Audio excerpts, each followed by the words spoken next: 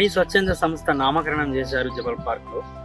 మరి ఇప్పుడు అక్కడ ఏమేమి కార్యక్రమాలు చేసిరు ఇంకా అనేది తెలుసుకోవాలి. రాజు, మనము జాబిల్ పార్క్ లో ధరణి స్వచ్ఛంద సంస్థ నామకరణం చేసినాం 2015లో. మీ అందరి సహకారంలో ఆ నామకరణం చేయడం జరిగింది. సో మీ అందరి సపోర్ట్ వల్ల చాలా పనులు ఊర్లో చేసినాం. ఇప్పుడు పిల్లలతో దాని గురించి మనం చర్చించడానికి వచ్చినాం. రాబోయే 10 సంవత్సరాలు ఏం చేయాలనుకున్నది.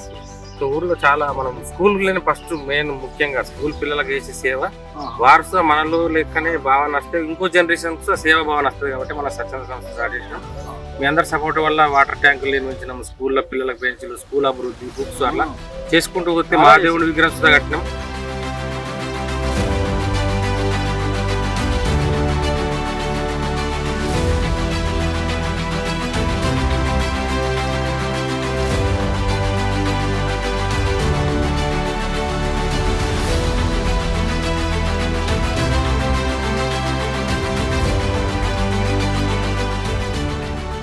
ఇప్పుడు రాబోయే టైంలో కొన్ని ఇంకా చాలా కార్యక్రమాలు చేయాలన్నది. సో నాతోని నా ఊరు సభ్యులు, చల్లారిగా సభ్యులు ఇక్కడ గల్ఫ్ కంట్రీలలో ఖత్తర్, బహ్రెయిన్, సౌదీ, దుబాయ్, యుఏలో 7 దేశాల్లో కలిసి ఉన్నారు. వాళ్ళందరితో నాకు సపోర్ట్గా ఉండి అండగా ఉండి ప్రతి అడుగు చేసుకుంటూ ప్రతి ఒక్క చిన్న కార్యక్రమం వారికి తోసినట్టు సహకారం ఇస్తున్నారు. అందులో ఇప్పుడు మళ్ళీ మనం శివలింగాలు సుధా పెట్టుకున్నాం. అది ఈ సంవత్సరంలో ఎప్పుడైతే మీరు సుధాలో ఒక 5,000 ఇస్తామని చెప్పడం చెప్పింది. 108 శివలింగాలు చేయాలని మనం అనుకుంటున్నాం. సో అందరి సపోర్టు ఇది ఒకటి ఏంటంటే సేవ భావననే, మానవ సేవ మాధవ సేవ. మన గురు అదే నేర్పిస్తుండ్రు, అందరిలో పరమాత్మ ఉండాలని.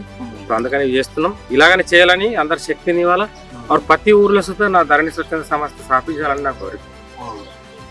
అట్లా మరి ఈ సంస్థ పెట్టడానికి కారణం ఏంది, ఏం చేయాలనుకుంటున్నారు? ఇంకా అయితే రాజు, మనకు తెలుసు ఇక్కడ దుబాయ్లో సంస్థ పెట్టేంత స్థితి ఎవరికి ఉండదు.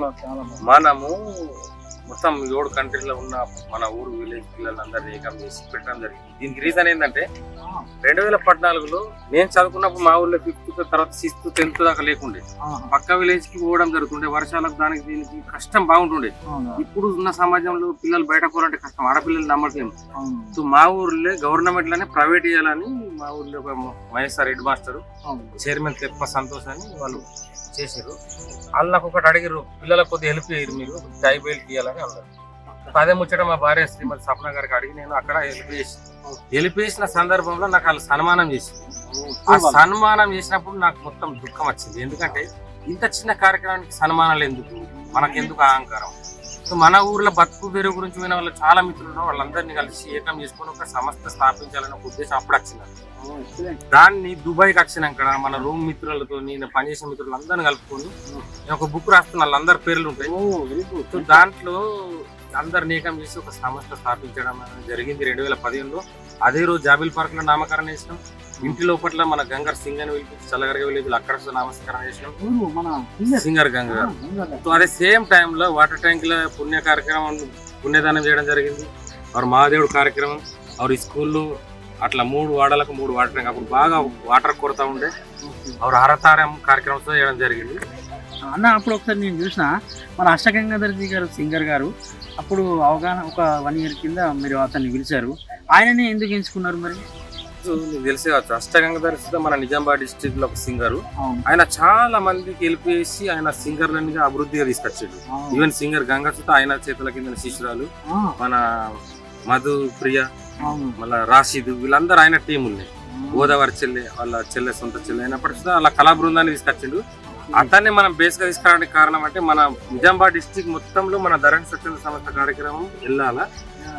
తెలంగాణ ధరణిలో మన నిజామాబాద్ డిస్ట్రిక్ట్ దర్పల్లి మండలం చల్లారెడ్డి గ్రామం ఈ ధరణి స్వచ్ఛంద సంస్థ ఉన్నది, గెలుపు చేస్తుంది, చేతనిస్తుంది అన్న విధానాన్ని ఆ రోజు 1 year కార్యక్రమంలో ఆయన వెళ్ళడం జరిగింది. మన దర్పల్లి మండలం SIS రావడం జరిగింది.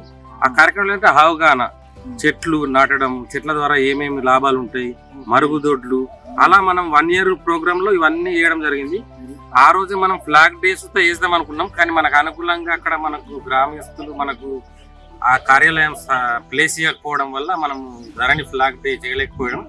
అది ఇప్పటికీ బ్యాలెన్స్ గా ఉంది. ఒక గ్రంథాలయం కట్టి దాని తర్వాత మన కార్యాలయం కట్టేది ఉంది. సో అందుకని అష్టగంగాధర్ని ఆ ప్రోగ్రామ్ కి సింగర్ గంగని కూడా తీసుకురావడం జరిగింది.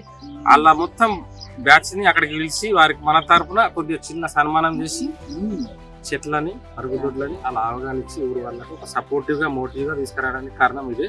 ఆయన మన సిద్ధాంతాలకే అనుకూలంగా ఉన్నాడు కాబట్టి తీసుకోవడం జరిగింది. అన్న మన కళా బృందం గంగా సింగర్జీ గారు వచ్చారు కదా, అది ఇంప్రూవ్ చేసుకోవడం బాగుంది. కానీ మరి మీరు ప్రజలకు తెలియదు కదా, మీరు వినిపించింది వాళ్ళకు ఏం అవగాహన వచ్చింది అనేది మీరు ఇప్పుడు ప్రజలకు చెప్తే బాగుంటుంది. నీకు అన్ని విషయాలు తెలిసే ప్రివ్యూ నువ్వు ప్రజల గురించి తెలియజెప్పాలని అడుగుతున్నావు కదా. కళా బృందం ఉంటుంది, ఎందుకంటే కలంకున్న బలం దేనికి ఉండదు. కలం ద్వారా గలం ద్వారా ప్రజలకు చెప్పగలుగుతాం. వాళ్ళు అక్కడ చెప్పిన ప్రతి మాటని ఆచితూచి కూడా అమలు అయినాయి. కొన్ని మనం చేయాలనుకున్నాం, గవర్నమెంట్ ఇచ్చింది, చెట్లు నాటడం, హరితారం తీసుకొచ్చారు. మా సంస్థలకు ఉండి ఆ చెట్లు పెట్టి నీళ్లు పోయాలని అట్లాంటి ట్రాక్టర్లు సుతా వచ్చినాయి, చెత్త ఎత్తడానికి బండ్లు వచ్చింది. అంటే మన సంకల్పం గొప్పది కాబట్టి దానికి పరమాత్ముడు సహకరించిండు. అలాగని మాకు ఏంటంటే మోటివ్ ఏంటంటే ఈ స్కూల్ పిల్లలు, చిన్న పిల్లలకు మనం హెల్ప్ చేయాలి. ఎందుకంటే పచ్చి మట్టిని ఏ విధంగా మోల్డ్ చేయొచ్చు. మనం సేవ చేస్తూ పోతే వాళ్ళు కూడా పెరిగినాక అలాంటి సేవలుగా ఉండి ముంగటికి చేస్తారన్న ఒక ఉద్దేశం. హరితారం గవర్నమెంట్ ఎత్తుంది, ఇంకుడు గుంతలు గవర్నమెంట్ ఎత్తుంది, మురికి కాలువలకు గవర్నమెంట్ ఎత్తుంది. మనం స్థాపించిన సంకల్ప బలం గొప్పది కాబట్టి గవర్నమెంట్ చేస్తుంది, సంతోషం.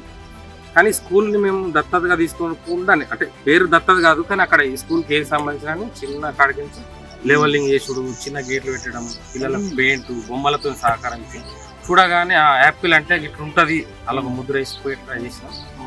ఒకటి మహాదేవుడిది పురాతన కాలం నాటి, కాకతీయుల కాలం నాటిది ఒక గుడి ఉండే, అది గుడి రౌతులతో ఉండే, అది పడిపోయింది. అట్లనే ఉండే కానీ మా సంస్థ వాళ్ళందరి సహకారం వల్ల అక్కడ బస్ స్టాండ్ ముంగంటే గుడి కట్టిన మీరు చూసిరా, చాలా విశాలంగా ఇప్పుడు అది ఊరుకు మంచి కళ అయిపోయింది. అలాగనే 3 వాడలకు వాటర్ ట్యాంకులు కట్టినాం. గాంధీ దగ్గర ఒక ప్లాట్ఫామ్ కట్టి స్టాండ్ వేసినాం. అక్షరాభ్యాసం గురించి చదువు నైట్ స్కూల్ వాళ్ళకు వాళ్ళకు 6,000 పెట్టి అట్లా వేసినాం. ఒక 6-7 లక్షలు పెట్టి ఇప్పటిదాకా అభివృద్ధి చేసినాం 10 సంవత్సరాల పీరియడ్ లో. మంచిగా ఒక 10,000 అట్లా 20,000 వేసి చేసుకున్నాం. రాబోయే టైంలో ఇంకా చాలా ఉన్నాయి చేసేది. మా ఊరికి నేను ఒక అంబులెన్స్ కంపల్సరీ మనం తీసుకున్నాను, ఒక 1 పడక హాస్పిటల్ పెట్టుకోవాలా. గవర్నమెంట్ వస్తాయి మారుతాయి, కండువ వేసుకున్నంత మాత్రమే కాదు, మానవ సేవ మాధవ సేవ ప్రతి ఒక్కరి లోపల ఉండాలి. నా ఉద్దేశం ఏంటంటే సంస్థల బయట నుంచి డబ్బు తీసుకొచ్చి చేయడం అన్నది, ప్రతి ఒక్కళ్ళు నా సంస్థ అనుకొని పని చేయాలన్న ఒక ఉద్దేశంతోనే నేను ఈ సంస్థని ముందుకు నడిపించాలన్న ఒక ఉద్దేశం నాకు ఉంది, అంతే. అన్న మీ ఊరు వాళ్ళ సహకారం తీసుకుంటున్నావు ప్రజలది, మరి ప్రభుత్వం సహకారం తీసుకోవచ్చు కదా, ఎందుకు తీసుకోలేదు? తంబా రాజు, నువ్వు అన్నమాట 100% వస్తాను. మీకు తెలుసు ప్రభుత్వ సహకారంలో మనకి ఏం జరుగుతున్నది. విద్య ఫ్రీ ఇస్తలేరు, వైద్యం ఫ్రీ ఇస్తలేరు, మిగతా అన్ని ఉచితాలు అంటారు. అది ఎందుకు అంటే ప్రజలని మగ్గ పెట్టుకుంటూ దోచుకోవడానికి. ఇక్కడ ప్రైవేట్ స్కూల్ వాళ్ళే, ఇక్కడ ప్రైవేట్ కాలేజీల వాళ్ళే, మెడికల్ కాలేజీ వాళ్ళే. అందుకని ప్రతి విలేజ్ నా ఊరు పిల్లలే సమాజ సేవ చేయడానికి ముందుకు రావాలా. ప్రతి ఒక్కళ్ళు నేను ఇంకోళ్ళకి హెల్ప్ చేస్తాన్న భావన. ఒకప్పుడు చిన్న ఉన్నప్పుడు మన దగ్గర కూరగాయలు ఉంటే పక్కింటి వాళ్ళకి ఇస్తుండే, వాళ్ళ దగ్గర వేరే హౌస్కుంటే ఇస్తుండే, బ్యాటల్ సిస్టమ్ మన ఎవరికి వెళ్ళుకుంటుండే. ఇప్పుడు అట్లా లేదు. ఒక ఆనియప్పాయ వండినా కానీ అమ్ముకునే భావనలకు వెళ్ళిపోయారు. అంటే మనుషులు దూరం అయిపోతున్నారు. మనం పిల్లలం చిన్న ఉన్నప్పుడు దగ్గర ఆడుకుంటాం, పెద్దగా దూరం అవుతుంది. చెట్లు దూరంగా పెడతారు, పెరిగిన కొద్ది దగ్గరకు అవుతాయి. సమాజం మన ప్రకృతి ఎంతో నేర్పిస్తుంది. అందుకనే నేను 2000 సంవత్సరాలు దుబాయ్కి వచ్చిన, 25 సంవత్సరాల జర్నీ. కానీ 2015 నాకు అలాంటి ఆలోచన వచ్చింది. మా ఊరు వారి ద్వారా నాకు సపోర్ట్ చేస్తున్నారు. ఇలాగనే ముందుకు వెళ్తాం. మనం అందరి ప్రాబ్లమ్స్ దూరం చేయలేము కావచ్చు, కానీ ఈ స్కూల్ పిల్లలకు కావాల్సిన ఈ రిక్వైర్మెంట్ చిన్న చిన్న మౌలిక సదుపాయాలు తీసుకుంటామని మేము మా లోగోలతో చేసినాం. ఓ రెడ్ హస్తం ఉంటుంది, వాళ్ళు హెల్పింగ్ కోరుకుంటారు, మేము గ్రీన్ హస్తంగా మా చేతి ఇస్తూ ఉంటాం. భలే 100% వేయలేకపోవచ్చు, కానీ దేవుడు అట్లాంటి శక్తిని ఇచ్చినప్పుడు 1000 కోట్లు మేము సంపాదించినప్పుడు మా ఊరిని ఇంకా తొందరగా అభివృద్ధి చేసి సేమ్ యాజ్ ఇట్ ఈస్ ధరణి స్వచ్ఛంద సంస్థ ప్రతి విలేజ్కి తెలంగాణ మొత్తం వ్యాపించాలనే మన ఒక డ్రీమ్.